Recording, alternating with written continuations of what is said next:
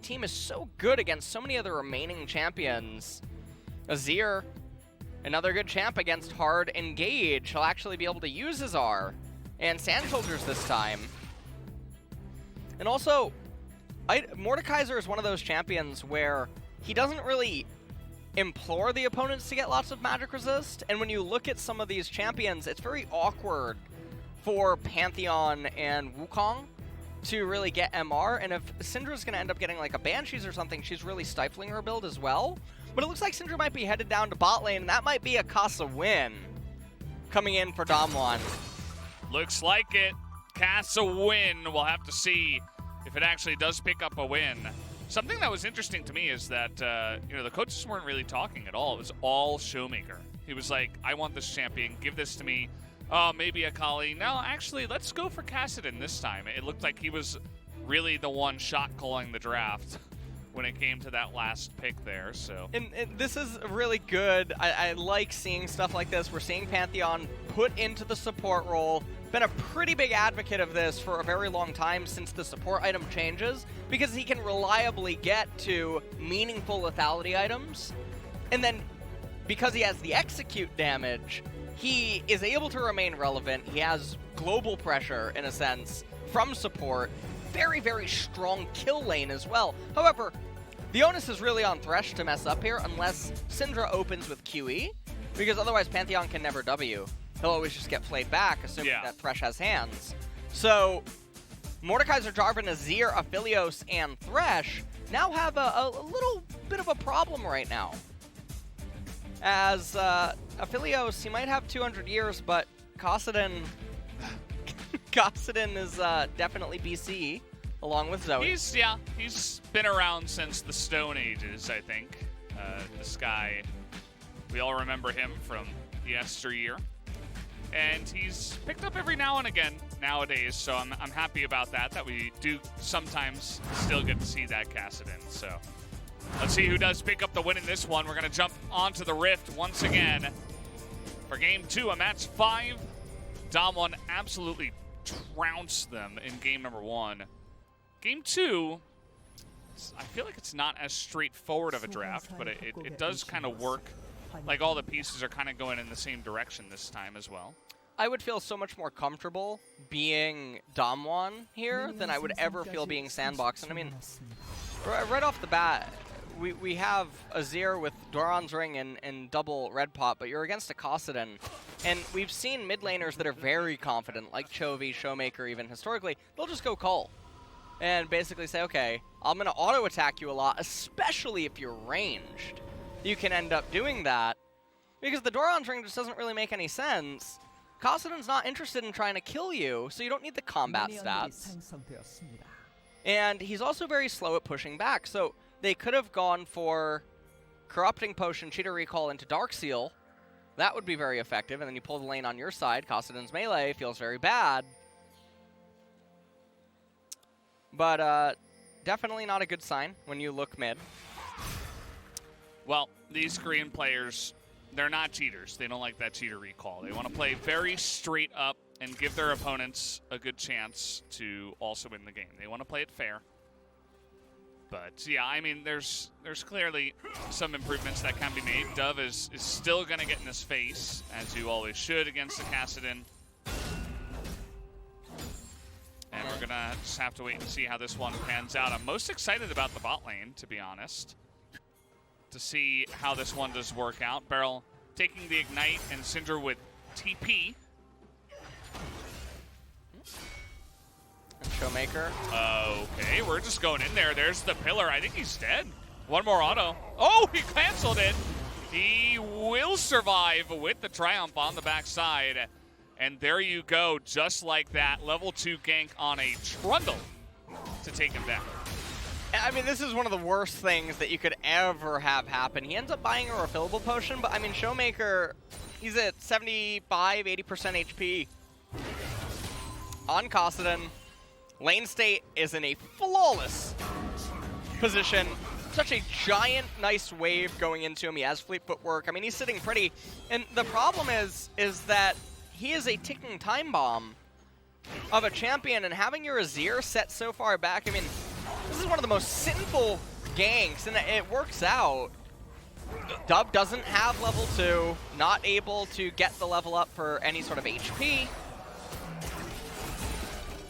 And meanwhile, down here in bot lane, Ghost and BeryL, they're just playing this very reserved, very safe and steady. Canyon finally getting to work on the right-hand side, and OnFleek, looks like he's going to come in here. There's already a ward down. OnFleek is going to spot it, though, with the Scryer's Bloom. Now he might, yeah, he's going to smite thinking that, because he doesn't know if OnFleek has it or not, so that's why he has to play it safe. And you can see ShowMaker being a little bit careful.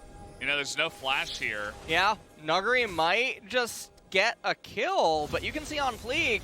BeryL here as well. Oh. It's going to be like a 4-on-2 of sorts. Dove is trying to get out of there, but the flash on in, and Dove, ooh, the dodge on that one as Nuguri is just showing off here with his mechanical skill. Not sure why Ghost was anywhere near the wave is coming into him, so I can't fathom why he wouldn't just be standing right pocket and then waiting for it.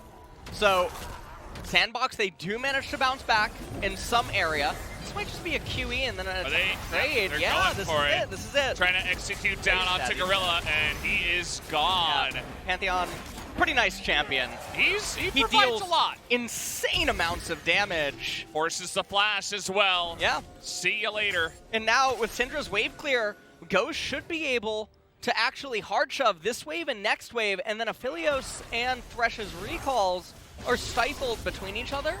And so the XP gets a little bit weird. We take a look at the replay. I want you to pay attention to Nuguri's clickback against Jarvan's EQ. Very, very clean to not get knocked up, and thus doesn't require Pantheon to flash, commit his ignite. Pantheon, yeah, the wave was coming in. There was no reason. That's just risky. It's pretty cool. Aphelios at level 3 has a Varus ultimate. It's really nice. And then this is very standard procedure. Thresh should have been standing behind Aphelios to lantern him out, but BeryL and Ghost, quick capture, and that was the interaction I was talking about where Syndra just sets up for Pantheon, very easy. Yeah. Simple and clean is the way they do like it, and it's they should have seen, or at least expected BeryL to go down there. Now on the backs, and because the teleport was used by Ghost, they're going to take this opportunity to go ahead and take out the Cloud Drake first. This happened in game number 1 as well, actually, very similarly. And it's good to get the Cloud Dragon for Mordekaiser. This champion that generally doesn't really get CDR in his build unless he builds Zanya's, but hold on. Level 6 on level 5, Summit. He may have stepped a little bit too far forward. Oh, does he have 6? He's trying to get it. Look at this XP bar on the left, guys. He's gonna get it, and there it is. He's still dead. He's dead. Well, he's got, okay, he's gonna flash. There's the shield. Nuguri's waiting it out, and he might not get it. He finally does at the last second, as Nuguri totally calculated down to the wire. He was not backing up. There it is. And there it is, the QE. As easy as you'd like. There's no summoners, no flashes on both bottom laners. You can't be that close to Syndra Pantheon. I mean, the level of destruction happening in this series, it really looks like... I'm not even really sure what this looks like. This is a gap. Is it new to you? I can't even liken it. I can't even say that it's like LCK versus Challengers, because really Challengers puts up seemingly more of a fight. Oh, that's mean, but it might be true, as BeryL is once again trying to pull off a POG performance here, LS. And they're just all over them. Once again, I mean, you can't even walk in your jungle. We're 7 minutes into the game. I love Pantheon, by the way, as a support. So happy to see him here in this game. He's so much pressure, and then he gets the Umbral Glaive, and his vision control is also so impactful because he's constantly running around. He threatens to 1v1 you, which is also very scary. His item purchases, very effective, very cheap, gets a lot of value out of Serrated Dirk, only 1,100 gold. You can actually funnel resources into him, and then he influences the map. We're going to take a look at the replay, and you can see Summit. He's waiting on that one minion to die. I think he said I should get this. I think I'm going to win. And that's it. Mord no flash. Yeah, Mord no flash. And he had it all the way. And here's the easiest setup we've ever seen. That's the QE, and it basically, I mean, it's like Moses parting the Red Sea or something. It just gives Pantheon the opening on Thresh that he normally wouldn't have because of the Flay. So Syndra has to always set up like that, otherwise they can never get a kill. So it's really on Thresh to try to dodge the QE. Boy. Now they're forcing Shelly here, but Nuguri is going to get a double knock-up. Canyon here, but the Death Realm is going to be put onto Canyon, it looks like, who's only level 5. But I'm not sure that Mordekaiser has the damage to take him down at this point, as he's just going to be taken out there after the Death Realm, his teammates leaving him to die. And this is even more of a stomp than game 1. You know what I'm thinking of right now? I'm thinking back to when I was like 9 years old. I was in the dugout, and the coaches told us that the baseball game was going to stop because of a mercy rule. And that's why you're an esports commentator. And I'm just wondering if I'm going back to that right now. Yeah. Nuguri doesn't care. Good trade 1-for-1. It's a bit of a shutdown on Jarvan, but it doesn't really matter. They're going to get plates for the Kassadin. They're going to get solo levels for the Kassadin. BeryL picks up another assist. It's only wins here, really, on the side of DAMWON.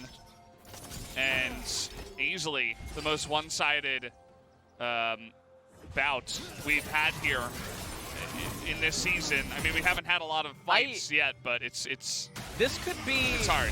One of the most lopsided series I can recall in years. It's a series of lopsidedness. Nice flash play. Good try, but he nearly dies as Pantheon. Pretty fun champion. Going to survive for a really long time. Okay. They do get the kill onto Syndra. This is really big for SANDBOX. Yeah, and they should be able to pick up the second kill. Very Nicely big. done. Shutdowns. They finally do it. Yep.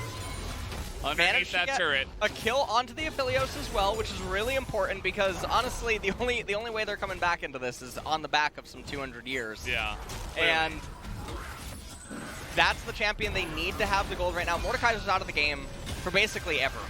The only thing that he is right now is a Death Realm bot because he will lose to everyone 1v1 at this point, pretty much. What was that? You saw that? The Canyon shot purchase. As Nuguri taking a really big trade onto OnFleek, who actually has a level advantage, interestingly enough, over Canyon. Yeah. Not sure exactly why. But he's down one camp. We're going to take a look at the replay here. Mountain Drake is up, and there is the Pantheon ult. Exhaust immediately on to Syndra, and this is DAMWON. I mean, they wanted to have some fun too, and they did not bear in mind that Dub still had the teleport available. Really good play by him. Root going forward, and Azir able to help out big time with the plays down in bottom.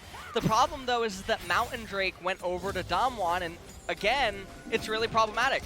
Mordekaiser doesn't get pen.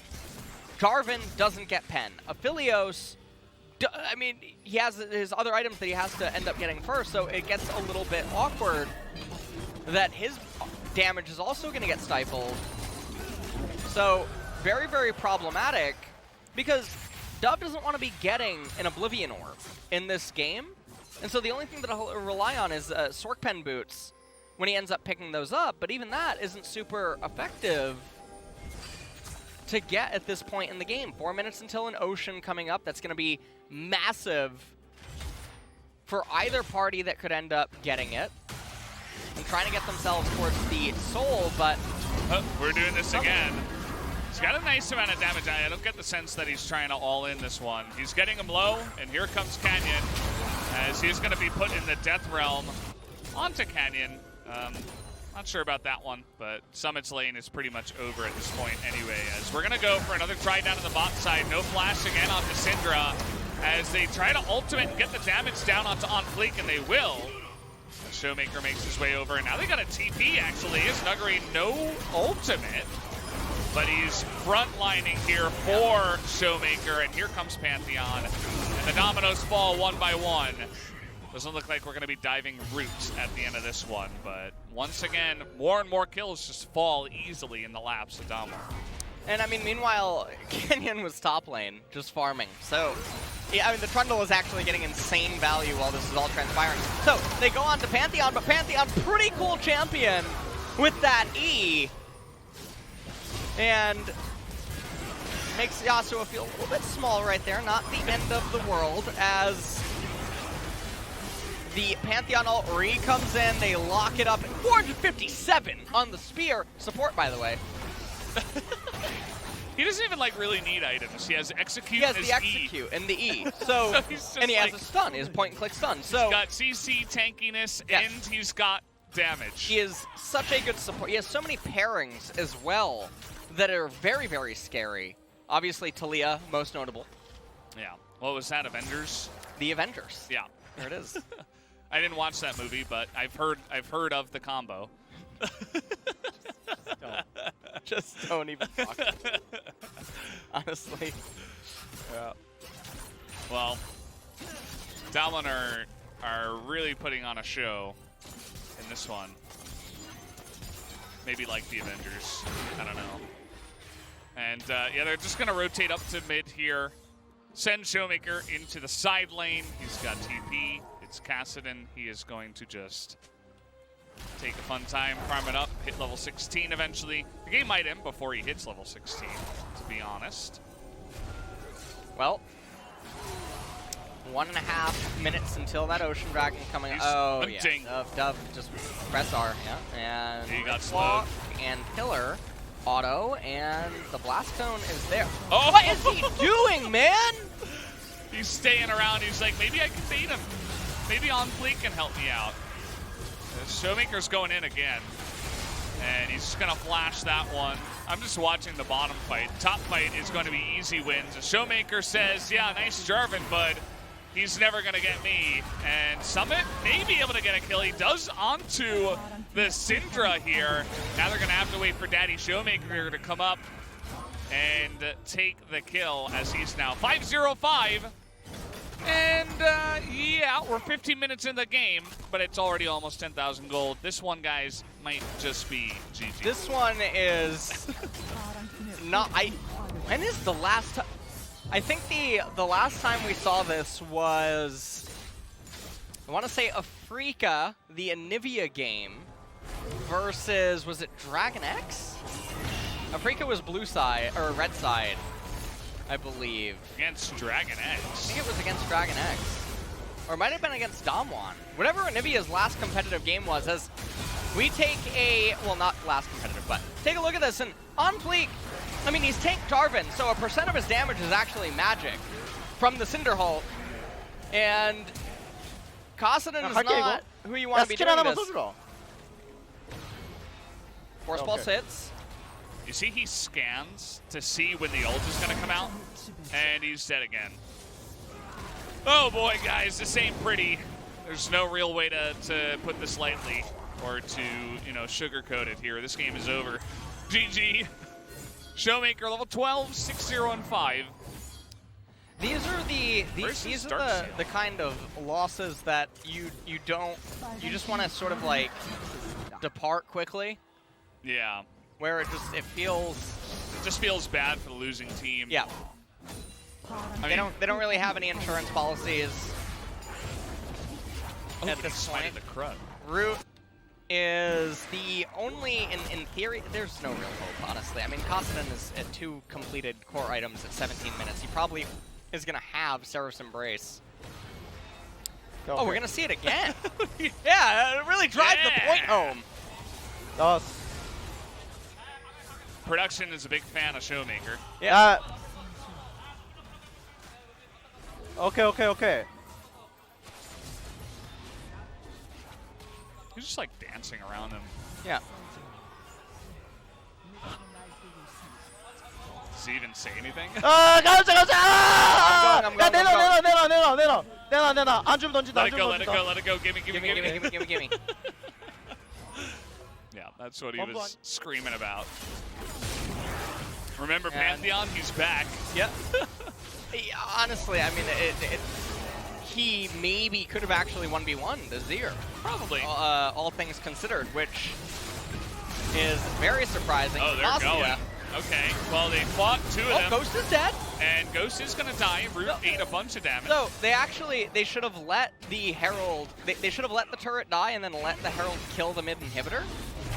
That should have been what SANDBOX would have done here, because that way they would funnel golden EXP into themselves. Yeah, and they're so far behind they need to try to stop the bleeding, pretty much. As not even sure if the so right here the Herald, it goes in, it crashes onto the turret, but they draw minion aggro. Not actually sure if the Herald would have been able to kill the turret. Maybe not. No, I don't think so. The turret aggroed onto it, so it would have died. So in that case. So apparently what ShowMaker actually said was, give it to me or I throw. Getting the translation now from G-Sun or... Any big brothers in the chat. Oh man, ShowMaker, he is like, I am the man right now. I am the boss. You give me the kill, not the other way around. Summit, I don't think realistically has any chance here. It's against a Kassadin who can just hop around all of his abilities, so it's not a very fun matchup. Dove is going to get flashed on here. He does have Jarvan to help him with TP coming in, and Ghost is just, he's the one guy that's kind of in the punching bag, but unfortunately this time Root is going to say, nah, you know, I can't do it this time. Ghost probably begging for the kill as Nuguri's running after him. And Ghost is going to get that kill finally, so yet another one. And you can feel the players, the game, they all know it's kind of over. It's like, it's so messy now that they're just like, both teams. SANDBOX is throwing it to the wind. DWG is just like having fun with it at this point. Interestingly enough, this is actually why a lot of games, especially in LCK, or even when top teams can end up colliding, even at international events, sometimes games will just go very slow and it'll be a slow bleed out, is because this is usually the alternative. Right, is if you take fights while constantly down, if you try to play to mechanical edges that require you to outplay your opponents significantly in order to achieve success, then things can end up turning into a clown fiesta all the times that you roll poorly or you flip poorly. So, at this point, I mean, it's an 11,000 gold lead. Oh, does he not see him with that ward? Oh, maybe not.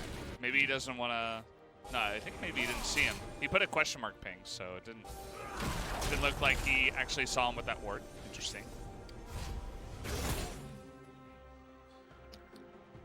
Well, this is definitely just waiting for the inevitable end here. Zhonya's Hourglass was picked up third by the Kassadin. That'll just make it so that he can dive more efficiently. Leandre is on Syndra, a bit of a savant is Ghost, maybe.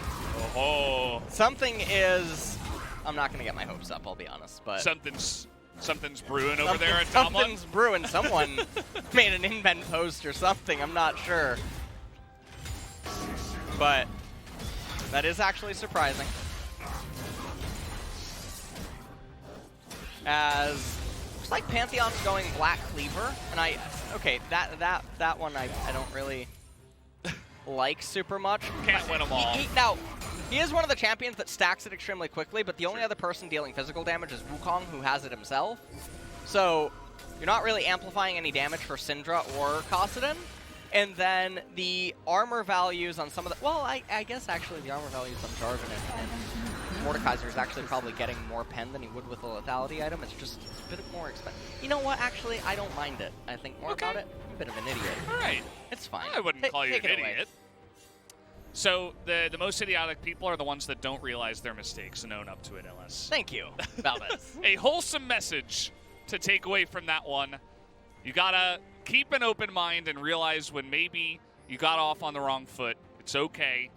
You just take the next step on the right foot, and then you'll be just fine.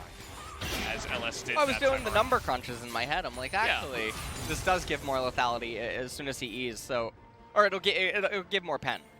Once E's. It'll give more pen than he can get. Plus, it gives the 20% CDR, which then converts to damage because the Q casts will come up faster. and I guess the HP is valuable given how he's going to tend to engage.